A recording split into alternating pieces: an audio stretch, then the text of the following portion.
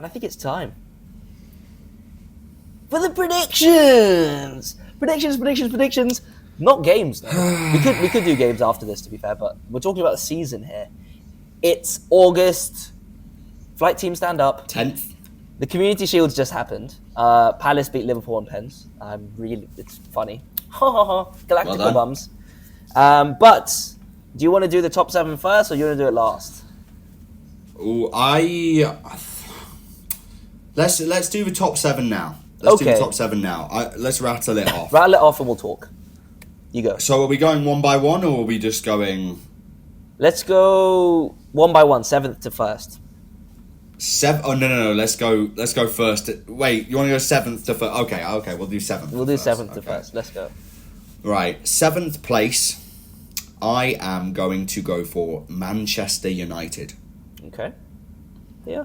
I think that, again, listen, Amorim's going to have a much better season than he did last year. I think we can agree he's had a full pre-season with his players. He'll be able to inject so much more of what he wants to do tactically in there. I think that he's got his 3 big signings, and when we see a front 3 change like that, you know it means intent to win.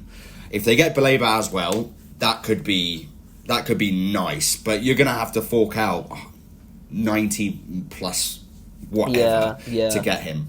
So we'll see. But you've also made no sales yet, besides Garnacho, which will happen. But even then, that's a lot of money to throw at players for a giant rebuild. It's true. I don't know where the money's coming from. At 7th, I've gone with Aston Villa.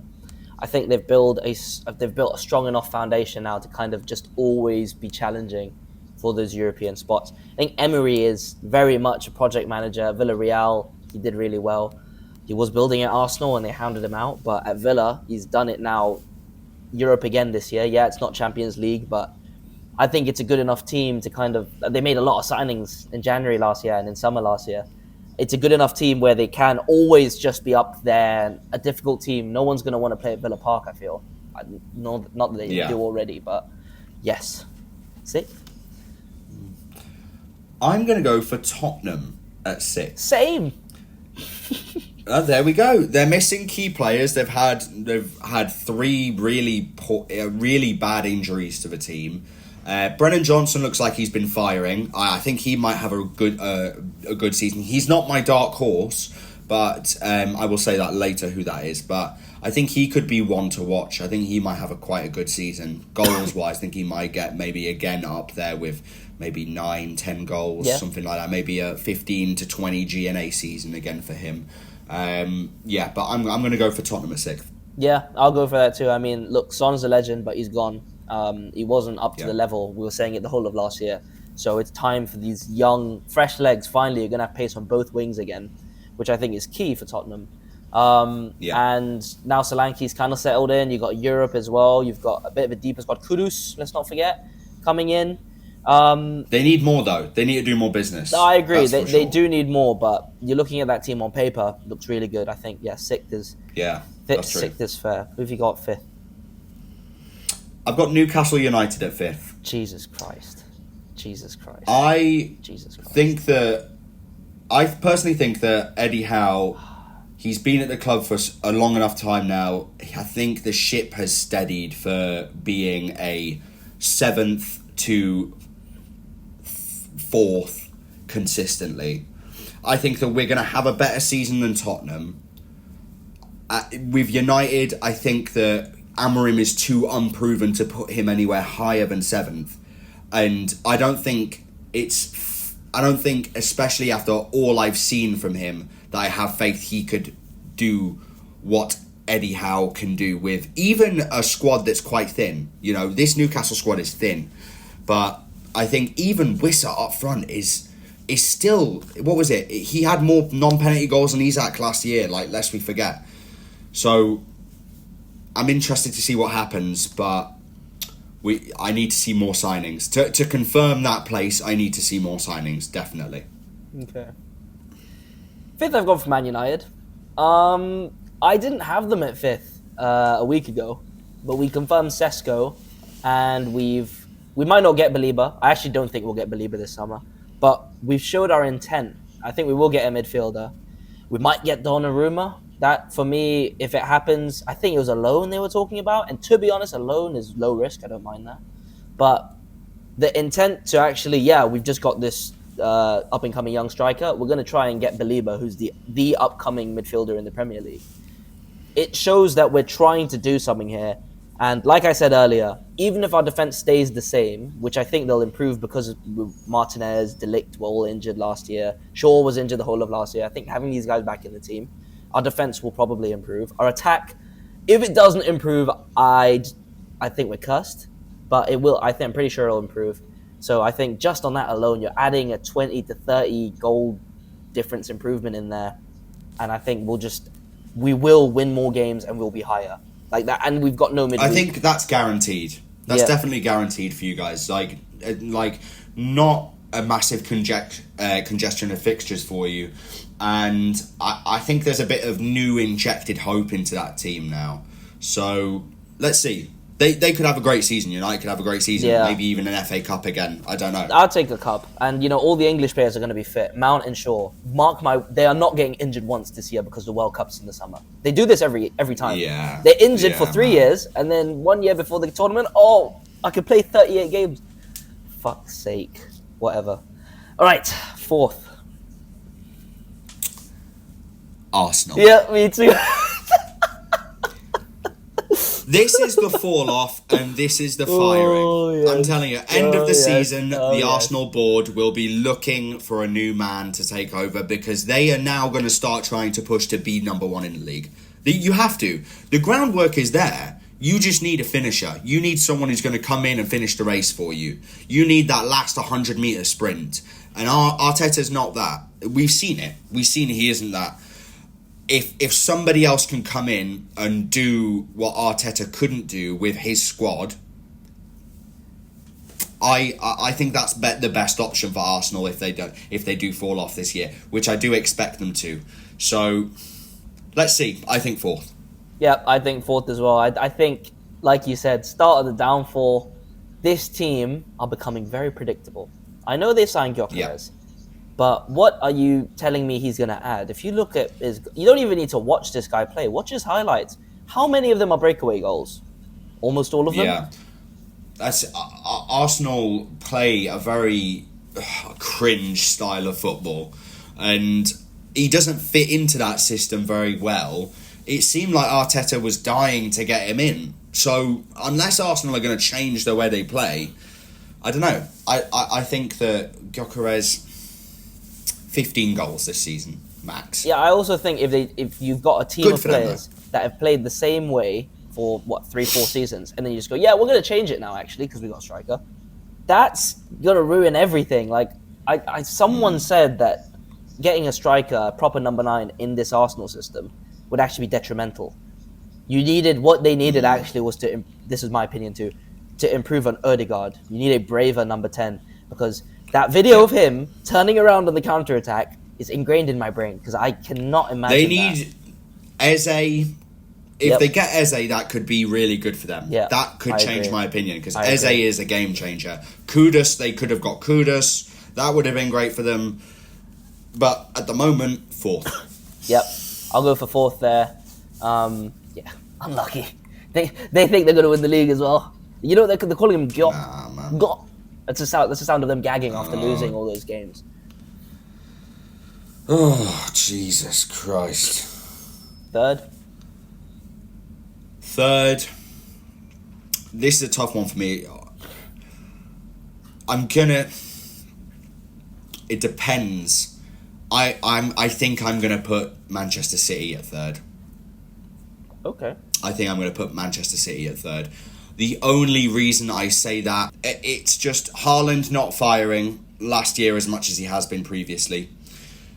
I see holes in that team. Rodri, never going to be the same again. Sorry, lad. I think there's still a couple of players in that team that need to be proven. Like Savinho needs to really come into form. Really needs to hit the ground running this season. Marmoush could be really big for them. I don't know. I just think that Pep's reign is now over. I think Well, you'll see who I have at first, but I think the tide has just shifted very slightly now. Interesting. Well, I've actually got Chelsea. Unfortunately. I've got Chelsea at third. Now, Yeah. I think that this is a bit of, like you said, the tides are turning a bit. And I know the Club World Cup, some people looked at it as a friendly competition. To me, I saw Maresca ball. I saw what he's trying to do with these players. I saw Pedro come in straight off the flight from London, and then score 2 goals. Like, fit in like a hand in a glove. And he looked at Nicholas Jackson on the bench, and he raised a middle finger in his face. And now Chelsea want to sell him. Imagine he goes to Newcastle. Okay, I'm getting besides the point. That would be quite funny. But I saw Chelsea, and I saw what Maresca's trying to do. You could see their whole vision. You know, we've been laughing at them. Oh, they've signed 20 players this season, and they get rid of 20 players every year. But they've sold Felix for up to 50 million. They've sold Madueke for more than 50 million.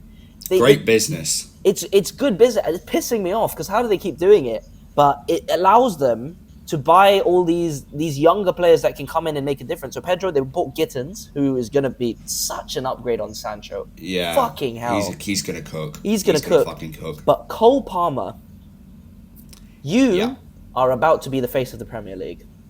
Are you ready? Yeah. Are you ready to accept happening. responsibility? Especially with João Pedro now giving him even more freedom to do what he wants. Yeah. So it'll be Cole Palmer and João Pedro. Yeah.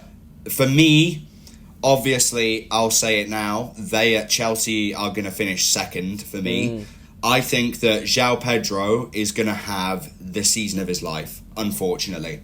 And it pains me to say that, but I think that Bozo João Pedro has signed for a team that is going to give him the freedom to do anything he wants, and it looks like he's got so much confidence at the moment. So that Palmer, Esteval looks really good in pre-season. Yeah, Esteval, yeah. Like they've got so many players that can. Delap, who let's be honest, now understands he is now the second choice number 9. Yeah. Probably regrets his decision a lot. He could have come to Newcastle and been a rotation striker rather than the number 2, but. Hold, you bozo! What a bum. He could come to United as well and started, but fuck that guy. Sit and rot on the bench. But yeah, Chelsea, man, they're one to keep an eye out for. So obviously that means I've got City at second. I don't think I want to see a title challenge. I really do. But I just don't see it happening. I see Pep kind of regaining his mojo. This was before Rodri got injured, though, but I do still think they could come second. But it's interchangeable with Chelsea, to be fair. But Rodri, 29, another injury, and Pep saying he could be back by September. His contract runs out in 2 years, I think. Real Madrid are already sniffing around for him. Makes perfect sense to me. But look, I think City have had a great quiet window. I think last time we went over all the signings. Ryan Diaz is such a City player, and he's going to replace Gundogan. And now De Bruyne's gone, which means they don't have to keep shoehorning this old guy in. Foden to take the mantle. So against all the small teams, he'll do really well. Big games, I don't know about that. This guy does not show up in big games. But I think City have basically got more. The only thing that will get them above Chelsea for me is the experience of winning the league. Most of the players have won the league. Yeah. They've won the Champions League. Some of them won the treble. These guys know how to win. They know how to stay strong during the run-in. I think Chelsea will falter a bit. They're still a young team. They're learning. But on paper, that Chelsea team should be winning the league in 3 years. Very good. The thing is, I completely agree. And I think that the only reason I have not got Chelsea, I think the deficit between Chelsea and who I've got at first, which is pretty obvious who I've got at first, is going to be a decent 10-point range, I think, because I really just think that Enzo Maresca is not a Premier League winning manager. I just don't see that at all. I think he has the players to get up there, but like Arteta, he is not that guy. He is not a winner at heart. And yes, I know they won the Club World Cup. Fuck off. That is a bit of a joke tournament, let's be honest. It is really not that good of competition to say that he's a winner. You know, it is a completely different stratosphere to win the Premier League than to win the Club World Cup. So I personally don't think they'll do it, but I'm open to see what Maresca can do. I'm open to see it, you know. That's fair. That's fair. He's got a lot to prove. And obviously, winning their 21st Premier League title. Yep. That my cope with that is Galactico teams don't work if they get Isak. I feel like right now it's perfect balance. They don't need any more. Yeah, If they, I really don't think they're going to sign him. I think he's waited too long, and I think he's been left out in the mud. He might have done, but also like, I know Nunes is gone, but Liverpool might just do it. You know, they might genuinely just go for a late market, especially if you guys buy a striker first. I think that's the main obstacle, because there's no saying what's going to happen in the next year. Does Isak drop off in quality because he doesn't want to be there? Does he get injured? I think Liverpool will still want him, but it's just a bit more difficult now. And on a level, I think that they will suffer if they get him, which is a weird take, but you're unsettling Ekitike. Now you've got two starting level strikers, and Galactico teams don't work. Everyone likes to say, "Oh, the Real Madrid Galacticos, they won one league title, bro. One in a Spanish league that wasn't even that good. Barcelona with Ronaldinho was there, but it wasn't anything compared to the Barcelona team with Messi, Xavi, and Iniesta at the end of that decade. So this is a good take. You've got this idea that if we buy the big names and we spend the big money, we will get big results. My friend, that's not how it works. You know, on paper, it's not fucking career mode. You're not gonna go and buy Gareth Bale or boy Ronaldo. No, that's not how it works. Right now, if they keep it the same, smooth sailing, man. I think Liverpool are going to win the 21st Premier League title. I'm going to be pissed. Yeah. They're going to overtake us on title wins. But this is the squad right now. And maybe if you want to get a bit more depth, some second choice players, you go for that. But getting Isak in unsettles everything. And it benefits you. And it benefits you. So if they do it, I think it's a stupid take. Stupid decision. I do think that is a good point. The only thing with us is that Isak only wants Liverpool. And it's so strange that Liverpool haven't closed negotiations fully. They've just said they've not walked away from the deal. Every Newcastle reporter said, no, they are still open to negotiations with it. So if they do get Isak, how do they manage that? I'm not too sure. I personally think they could make a very good run at the title without him. I think if Isak stays at Newcastle this year, you've got Wissa and Isak on the same team. Could be a massive push, especially if they give Isak a new contract with a release clause to leave next year of 110 million. Let him go next year for that, man, because PSG could get him next year. Barcelona could get him next year. Everyone needs a striker next year. So I think that genuinely, it seems like for now, they don't need him, in my opinion. Yeah, I agree. No, I agree, but get greedy. See what happens. Greed will finish you. Anyway, let's move on to the next categories. Who do you think is going to get relegated? I personally believe that the shittest team in the league, Leeds, will go straight down. Yes! Yeah, come on now. Let's be serious. That squad is rubbish. And they will go straight back down. Stuff. Yeah, he will be a championship player once again. I think that Burnley are going to go down. I don't see them staying up. They that team again also rubbish. Rubbish manager. Don't have any faith in them. My third option, I have. Let me just double check because I've just quickly forgotten who I put. I'm blanking. Who have I gone for? Yes. They did it last year. They survived, but this year they will not survive. Wolves, you're going down. Same. Exactly. Strand Larsen's not going to keep you up. Not going to keep you up, the same for me. And Newcastle could go for Larsen. We're very interested in him, and he's high on our list. So we could take Larsen from them before the end of the window. And if that does happen, they have no hope of staying up. That's Cunha and Larsen. Yeah, surely they won't unless they get a replacement. But you'd have to try keep him. You might have to overpay, but he's very good. I've got the same bottom three going down. I think Sunderland will stay up. They're trying to become a solid Premier League team, and getting the squad together for it. They've invested that Joe Bellingham money quite well. And Yeah. some. You know, they've spent a decent amount, one of the most in the league actually, which is Yeah. mad. Fair play, you know. Sunderland, Newcastle, I will be there this season.